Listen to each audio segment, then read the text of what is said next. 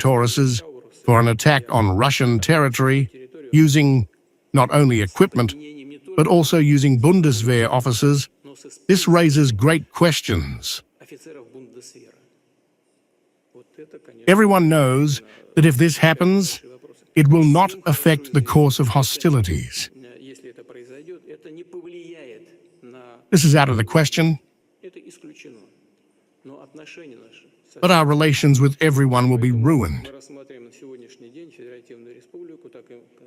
Therefore, we are considering the Federal Republic today, as well as many other European countries, not as a neutral state, but as a party that supports Ukraine, and in some cases, perhaps as a partner in these hostilities. Nevertheless, if we are talking about a desire to talk on this issue, to present some ideas on this matter, I repeat once again, we are always open to this. I do not quite understand your question. I agree with what? What do you want me to agree with or not? They said this and that, and then you asked, do you agree with that? Do you agree with either of their statements that it could lead to regime change, оценками, что это может привести к смене режима и что Иран должен готовиться к безусловной капитуляции? As you know, Russia and I are in contact with the Prime Minister of Israel and President Trump on this issue.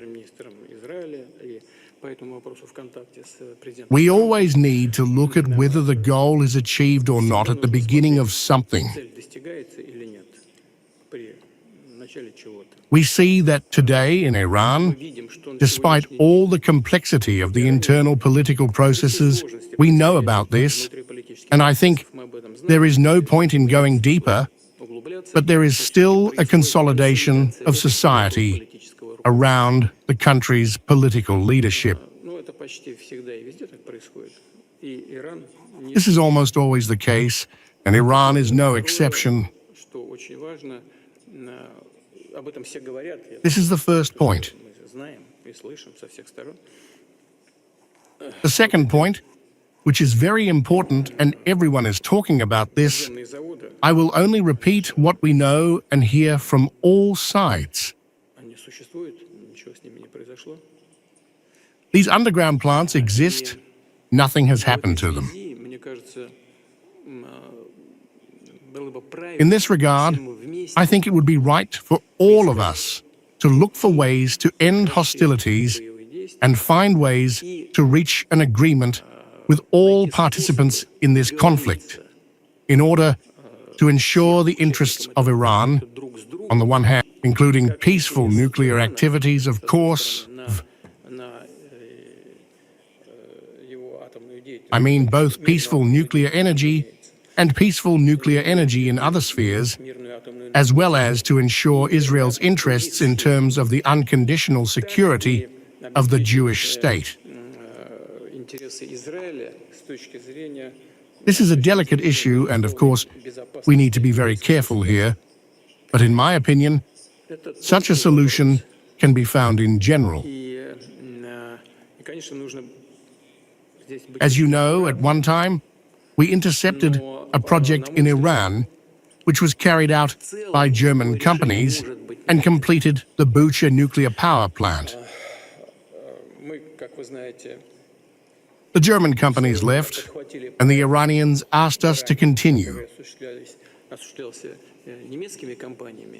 This was difficult because what the German specialists were doing was their design, and Rosatom had to make a lot of effort to adapt it all to the Russian design.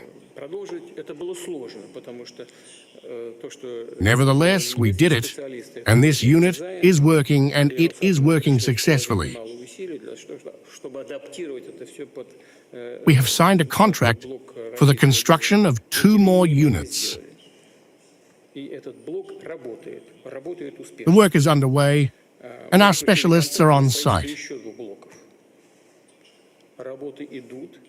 This is more than 200 people. And we have agreed with the Israeli leadership that their safety will be ensured. In general, it seems to me that given Iran's plans to continue the use and development of nuclear energy, including in agriculture, medicine, and so on, but this is not nuclear energy. And in nuclear energy, we could, together with Iran, why do I think so? Because the level of trust between our countries is quite high. And we have a very good relationship with Iran. We could continue this work and ensure their interests in this area. I will not go into details now, there are many of them, and we discussed all these details with the Israeli side and with the American side, and we also sent certain signals to our Iranian friends. In general, we can ensure Iran's interests in the field of nuclear energy. At the same time, we can take care of Israel's safety. In my opinion, there are such options. I repeat, we have offered them to our partners, the United States, Israel, and Iran. We are not imposing anything on anyone. We are just talking about how we see a possible way out of the situation. But the decision, of course, lies with the political leadership of all these countries, primarily Iran and Israel. First of all, I would like to join my colleagues in expressing my gratitude for having the opportunity to be here, where you can directly listen to our colleagues from the agency and thank TASS for hosting us. As you know, in a few days the NATO summit will take place, and one of the topics they will discuss is that Europe is thinking about rearmament and plans to spend more on military spending. My question is very direct. If you have the opportunity to speak to the members of this agency, what would you say to them? What is your message?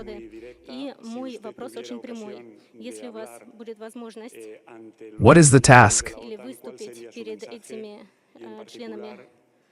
Do you consider such a NATO rearmament a threat to Russia?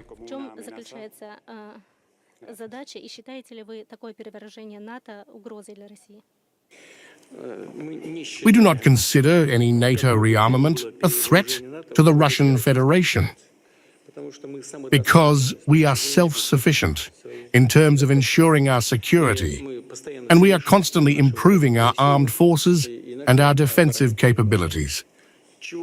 Whatever NATO does, of course, it creates a certain threat, but we are coping with all these threats that will arise. There is no doubt about that. In this sense, any rearmament and an increase in NATO budget by up to 5% from the GDP do not make any sense. This is the first point. The second point. You know, for centuries, unfortunately, this is how I can fully affirm this, for centuries in the West, all the time, not all the time, but from time to time, there has always been a question of a threat from Russia. It was so convenient for the Western elites to build their own internal policy, because on the basis of a possible threat from the East, it was always possible to extort money from taxpayers and to explain one's own economic mistakes with a threat from the East. If you look at historical books, we will come to the conclusion that from time to time, this issue has always been raised. It is clear that today's crisis in relations between Russia and Western Europe began in 2014. But the problem is not that Russia annexed Crimea, but that Western countries contributed to the coup d'etat in Ukraine. You know, we have always heard that it is necessary to live by the rules. By what rules? But what kind of rule is it when three states, France,